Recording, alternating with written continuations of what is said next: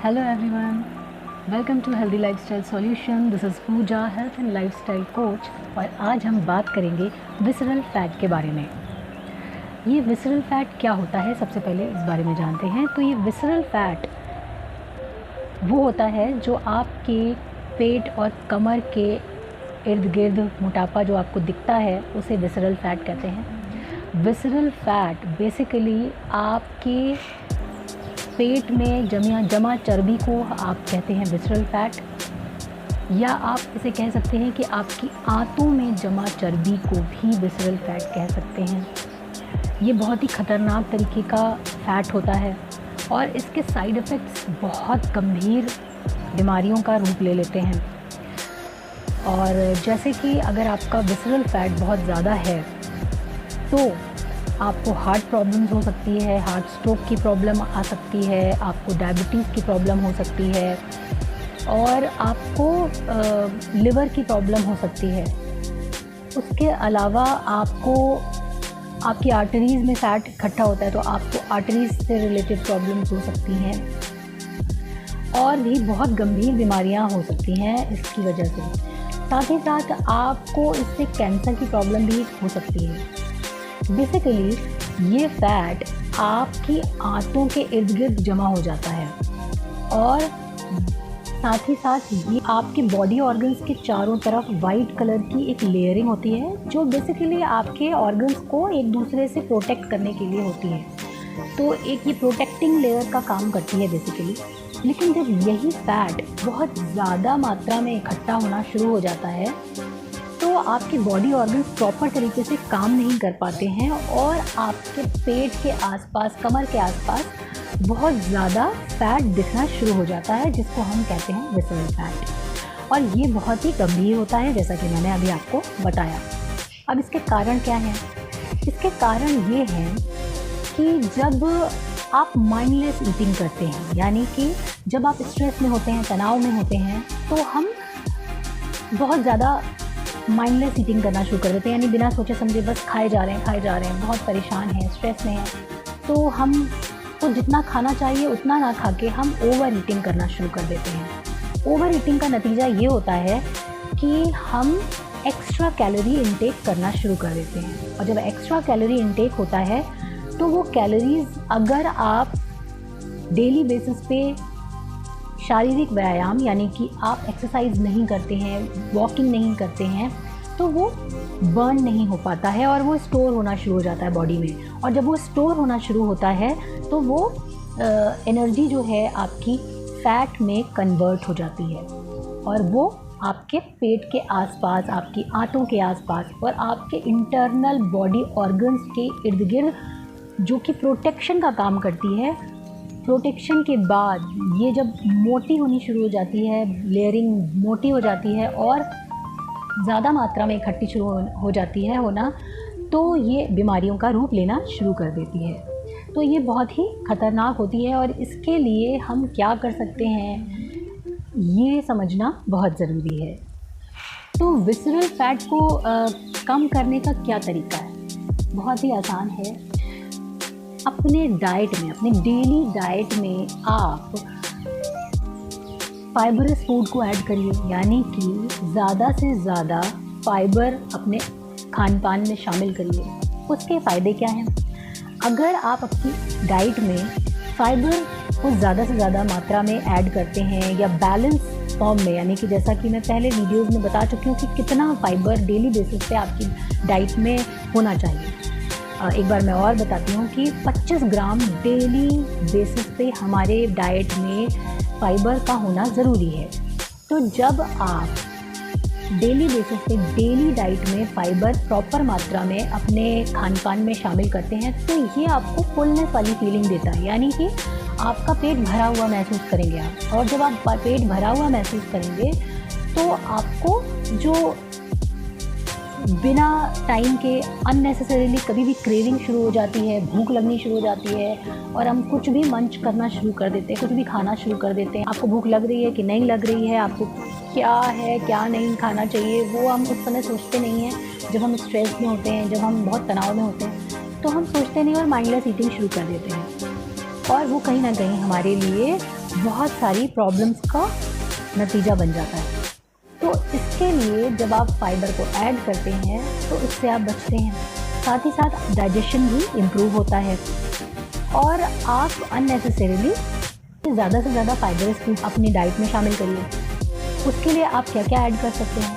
आप दालों को यानी छिलके वाली दालों को खाने में ऐड करिए। ज़्यादा से ज़्यादा हरी पत्तेदार सब्जियों को ऐड करिए और सैलड्स को ऐड करिए और ज़्यादा से ज़्यादा होल ग्रेन्स को ऐड करिए। ये सारी चीज़ों को जब आप अपने खान पान में डेली बेसिस पे ऐड करना शुरू करते हैं तो इसका नतीजा ये निकलता है कि आपकी क्रेविंग्स शांत रहती हैं, मतलब अननेसेसरीली क्रेविंग्स नहीं होती, ओवर ईटिंग नहीं होती, माइंडलेस ईटिंग नहीं होती, फुलनेस वाली फीलिंग रहती है और आप अननेसेसरीली कैलोरी इनटेक नहीं करते और उससे आपके पेट के आसपास का फैट कम होना शुरू हो जाता है, पेट कम होना शुरू हो जाता है। और अगर आप इसमें थोड़ा सा वॉकिंग या किसी भी तरीके की छोटी मोटी एक्सरसाइज को और ऐड कर लेते हैं डेली बेसिस पे तो ये कम होने में तो आपको हेल्प करता ही है आपका फैट, साथ ही साथ आपके फैट है या वेट है उसको मेंटेन करने में भी हेल्प करता है। तो इसलिए फाइबरस फूड के साथ साथ डेली बेसिस पे एक्सरसाइज, चाहे आप एक्सरसाइज करने बाहर नहीं जा पा रहे तो घर में योगा कर लें। तो इन सारी चीज़ों को जब आप ऐड करते हैं तो चीज़ें और आपकी हेल्थ बेहतर होती है, लाइंड अप होना शुरू हो जाती हैं चीज़ें और आप फ्रेश फील करते हैं, आप स्ट्रेस भी कम फील करते हैं और आप अपना स्ट्रेस मैनेजमेंट सीख जाते हैं। इसलिए यही होता है बेसिकली स्ट्रेस मैनेजमेंट। तो इन चीज़ों को आपको इनकलकेट करना है डेली बेसिस पे। अब हमें जानने की ये ज़रूरत है कि बेसिकली आपका विसरल फैट होता क्या है, कहाँ होता है, कैसे होता है, ये है क्या? तो विसरल फैट बेसिकली आपकी आंतों के इर्द गिर्द इकट्ठा हुआ फैट है और आपके जो लिवर है उसके इर्द गिर्द ये जमा होता है। कभी आपने ध्यान से, अगर आप नॉन वेजिटेरियन हैं और आपके घर में नॉनवेज आता है तो मैं यहाँ पर एक छोटा सा उदाहरण देना चाहूँगी। अगर आप लोगों ने बहुत माइन्यूटली ऑब्ज़र्व किया हो, चीज़ें नोटिस की हों, तो आपके घर में अगर नॉनवेज आता है, कच्चा नॉनवेज आता है तो आप देखते होंगे उसमें वाइट कलर का चर्बी होती है चारों तरफ। और अगर आप नॉन वेजिटेरियन हैं, आप मटन खाते हैं, चिकन खाते हैं, तो आप देखेंगे उसके गुर्दे, कलेजी जो नॉर्मली लोगों को बहुत पसंद होता है खाने में, मेरे मुंह में पानी आने लगा, तो आप उससे देखेंगे ध्यान से। अगर आप वॉश करते हैं उसको देखते हैं, आप नहीं भी करते हैं, घर में कोई भी वॉश करता है तो आप ध्यान से अगर कभी आपने नोटिस किया हो तो वो जो गुर्दा होता है या जो भी पीसेस होते हैं उनके ऊपर एक वाइट कलर की लेयरिंग होती है। नॉर्मली वो लोग हटा देते हैं सफाई के टाइम पर और हम इसे फेंक देते हैं, नहीं खाना प्रेफर करते हैं। बहुत सारे लोग खाते भी हैं उसको। तो वो जो लेयरिंग होती है एज इट इज़, वो तो एक जानवर के शरीर की चर्बी आप देख रहे हैं, बट एज इट इज़ वैसी ही चर्बी आपके शरीर के अंदर भी, आपके ऑर्गन्स के अंदर भी इकट्ठी होती है। तो एक लिमिट तक वो आपके ऑर्गन्स को प्रोटेक्ट करने में सहायक होती है, हेल्पफुल होती है। लेकिन जब ये बहुत ज़्यादा हो जाती है, अगर आपका कैलोरी इनटेक बहुत ज़्यादा है, माइंडलेस ईटिंग है, ओवर ईटिंग वाली आदत है, आपकी खान पान का तरीका सही नहीं है, या आप बाहर का खाना ज़्यादा खाते हैं और आप ये नोटिस नहीं करते कि हम जो खा रहे हैं वो आपकी हेल्थ के लिए कैसा है, उसमें कितना ऑयल है, कितना मसाले हैं, कितनी कैलोरीज़ हैं उसमें। और जब इन सब चीज़ों के बारे में हम अवेयर नहीं होते, हमें जानकारी नहीं होती है और हम इस तरीके की ईटिंग करना शुरू करते हैं तो हमारे आंतों के आसपास और हमारे स्पेशली लिवर के आसपास ये इकट्ठा होना शुरू हो जाती है, लेयरिंग मोटी हो जाती है और उसकी वजह से आपके लिवर एनलार्जमेंट और लिवर में स्वेलिंग और लिवर के ऊपर फैट इकट्ठा होना शुरू हो जाता है और आप बहुत ही थका हुआ महसूस करेंगे। थकान के साथ साथ आप बहुत ही डलनेस फील करेंगे, बहुत प्रॉब्लमेटिक फील करेंगे। तो बेसिकली ये जो फैट होता है ये प्रॉब्लम्स क्रिएट करता है, बीमारियां क्रिएट करता है, चैलेंजेस क्रिएट करना शुरू कर देता है और वेट तो बढ़ाता ही है। तो इसको कंट्रोल करने की हमको ज़रूरत होती है। जब हम इस पे ध्यान देते हैं तो हमारा विसरल फैट कम होना शुरू हो जाता है। अब बहुत इम्पॉर्टेंट बात, जो ऊपरी का आपका पेट होता है यानी कि अपर एब्डोमेन होता है बेसिकली, उस पे नॉर्मली लेडीज़ का बहुत ज़्यादा वज़न बढ़ना शुरू हो जाता है अपर एब्डोमेन के साइड पे, और लोअर एब्डोमेन में भी लेडीज़ का स्पेशली, और साथ ही साथ जो जेंट्स हैं वो भी अगर बैठ के करने वाला काम है आपका तो उनका पेट बाहर आ जाता है। तो इसका क्या कारण है, इसके बारे में हम लोग बात करेंगे अब आगे। तो उसके लिए हमें क्या करना होता है कि आप माइंडलेस ईटिंग, जैसा कि मैंने आपको बताया, जब आप एक्सरसाइज नहीं कर रहे होते हैं, आपका स्ट्रेसफुल रहते हैं बहुत ज़्यादा, जब आप स्ट्रेस में रहते हैं आपका डाइजेशन जो होता है वो भी स्ट्रेसफुल हो जाता है और प्रॉपर तरीके से डाइजेशन हो नहीं पाता। उसका इम्पैक्ट आपके डाइजेशन पे डायरेक्टली होता है, जिसकी वजह से भी आपका कैलोरी बर्न नहीं होती प्रॉपर तरीके से, और आप जब नींद प्रॉपर नहीं ले पाते हैं तो भी कैलोरीज बर्न नहीं होती। ये एक बहुत इम्पॉर्टेंट बात है। नॉर्मली लोगों को मैं यहाँ पर आपको क्लियर करना चाहती हूँ कि पता ही नहीं होता कि कैलोरी, जब हम लोगों को लगता है कि जब हम एक्सरसाइज करते हैं तब हम कैलोरीज बर्न करते हैं, लेकिन जब आप सो रहे होते हैं, आपका शरीर सो रहा होता है, शांत होता है, उस समय भी आप कैलोरीज बर्न करते हैं। कैसे? जब आप सोते हैं तो आपकी बॉडी रिपेयर मोड में चली जाती है, बिल्कुल वैसे ही जैसे कि जब आपका फ़ोन डिस्चार्ज हो जाता है तो आप उसे चार्ज पे लगाते हैं और वो स्लीप मोड में जाता है और वो चार्ज हो रहा होता है। इसी तरीके से हमारी बॉडी भी जब दिन भर के एक्टिविटीज़ में थक जाती है तो हम रात में सोते हैं। जब हम सोते हैं तो हमारी बॉडी तो शांत होती है, बट बॉडी ऑर्गन्स अपना काम कर रहे होते हैं। यानी कि जब हम चलते हैं, जग रहे होते हैं, काम कर रहे होते हैं, डेली रूटीन में होते हैं, तब तो हमारी बॉडी बाहर से तो एक्टिव होती ही है, अंदर से भी एक्टिव होती है। लेकिन जब आप सोते हैं तब आपकी बॉडी बाहर से भले ही देखने में शांत हो, लेकिन इंटरनली आपके ऑर्गन्स और ज़्यादा तेज़ी से काम कर रहे होते हैं, रिपेयर मोड में आ जाते हैं, एक्टिव हो जाते हैं, ज़्यादा तेज़ी से काम कर रहे होते हैं। तो मेटाबॉलिज्म तेज़ एक्टिव हो जाता है और उस समय आपके जो बॉडी ऑर्गन्स एनर्जी लेते हैं आपके खाने से, उसी पूरे प्रोसेस को मेटाबॉलिज्म कहते हैं। साथ ही साथ उस समय जब आपकी बॉडी काम कर रही है, आपके बॉडी ऑर्गन्स काम कर रहे हैं, तब भी आपकी बॉडी कैलोरी बर्न कर रही होती है और आप उस समय भी एक्टिव होते हैं।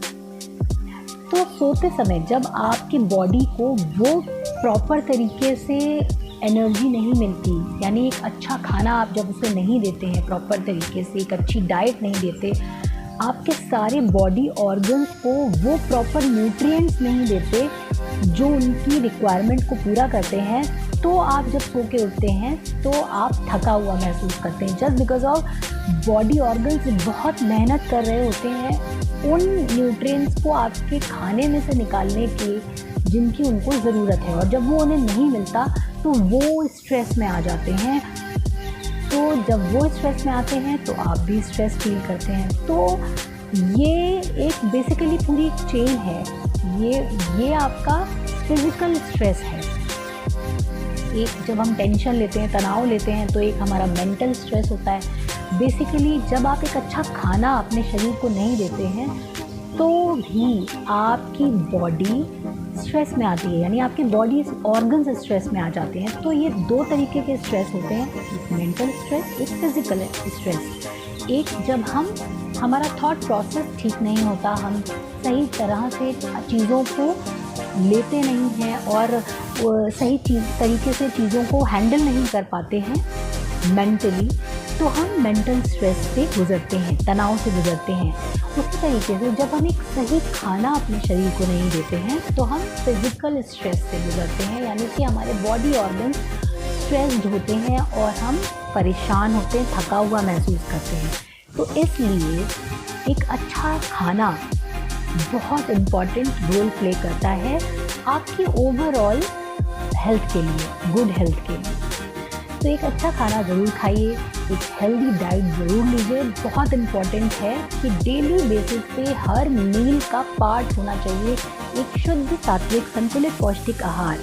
और इसके बारे में डिटेल में अगर आप जानना चाहते हैं तो प्लीज़ मुझे मैसेज ज़रूर कीजिएगा और मैं ज़रूर इसके बारे में आपको बताऊंगी। बहुत इम्पॉर्टेंट है ये जानना बेसिकली कि जब आप कैलोरी इंटेक करते हैं और डेली बेसिस पे किसी भी एक एडल्ट को 1500 कैलोरीज का इंटेक बहुत इम्पॉर्टेंट है, ज़रूरी है, इतना इंटेक होना चाहिए आपका कैलोरीज़ का।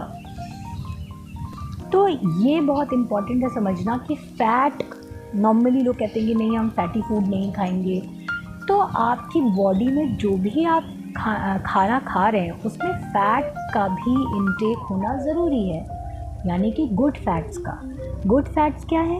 ओमेगा 3। और ओमेगा 3 के बारे में अगर डिटेल में आप जानना चाहते हैं तो मेरे यूट्यूब चैनल को हेल्दी लाइफस्टाइल सॉल्यूशंस के नाम से मेरा यूट्यूब चैनल है, आप उसे ज़रूर जाइए और उसमें ओमेगा 3 के बारे में डिटेल में वीडियो मैंने डाला हुआ है, उसको आप ज़रूर सुनिएगा।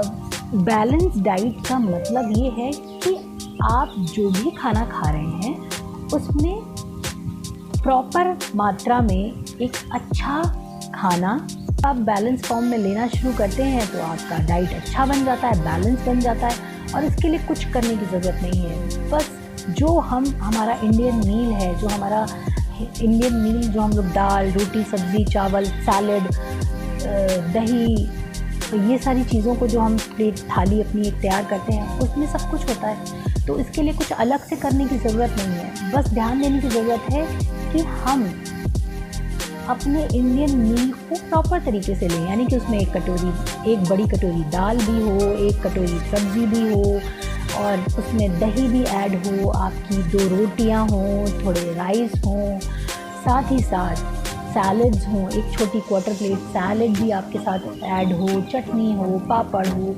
मतलब एक बैलेंस मील हो बेसिकली, जो इंडियन मील जो हम लोग नॉर्मली पहले खाया करते थे। अभी क्या हो गया है, लोगों के प्लेट में से सैलड्स गायब हो चुके हैं, हम दाल से ही रोटी खा लेते हैं या कभी हम सब्ज़ी से ही रोटी खा लेते हैं, या सब्ज़ी की क्वांटिटी कम और दाल की क्वांटिटी ज़्यादा होती है, या दाल की क्वांटिटी ज़्यादा सब्ज़ी की क्वांटिटी कम होती है। तो मतलब या हम सब्ज़ी और दाल बहुत कम लेते हैं और रोटियां ज़्यादा खाते हैं, या हम दाल रोटी दोनों खाते हैं। तो इन सब चीज़ों का एक बैलेंस फॉर्म होता है। तो क्या वो होता है इसके बारे में मैं नेक्स्ट वीडियो में आपको ज़रूर डिटेल में बताऊंगी। और अगर आपको मेरे ये वीडियोज़ इन्फॉर्मेटिव लग रहे हैं, अच्छे लग रहे हैं, तो ज़्यादा से ज़्यादा लोगों के साथ शेयर कीजिए। आप लोगों के कमेंट्स मेरे लिए बहुत इंपॉर्टेंट हैं, सो दैट कि मैं इम्प्रूव कर सकूं अपने वीडियोज़ को। मेरे इम्प्रोवाइजेशन के लिए आप लोगों के कमेंट्स, आप लोगों के एडवाइस मेरे लिए बहुत इंपॉर्टेंट है। तो प्लीज़ कमेंट बॉक्स में कमेंट ज़रूर कीजिए, बताइए कि मुझे क्या और आप लोगों को बताने की ज़रूरत है और क्या मैं इम्प्रूव कर सकती हूँ आप लोगों को बताने के लिए, और किस टॉपिक पर मैं वीडियो बनाऊँ आप लोगों के लिए, ज़रूर बताइएगा। लाइक ज़रूर कीजिएगा अगर आपको मेरे वीडियोज़ अच्छे लग रहे हैं, तो ज़्यादा से ज़्यादा लोगों के साथ शेयर कीजिएगा, सो दैट कि और भी लोगों की हेल्प हो जाए। क्योंकि जब आप ये अगर आपको लगता है कि ये आपके लिए वीडियो इन्फॉर्मेटिव है, तो डेफिनेटली ये दूसरों के साथ शेयर करिए और दूसरों की भी हेल्प करिए। Thank you, take care, stay healthy, bye bye.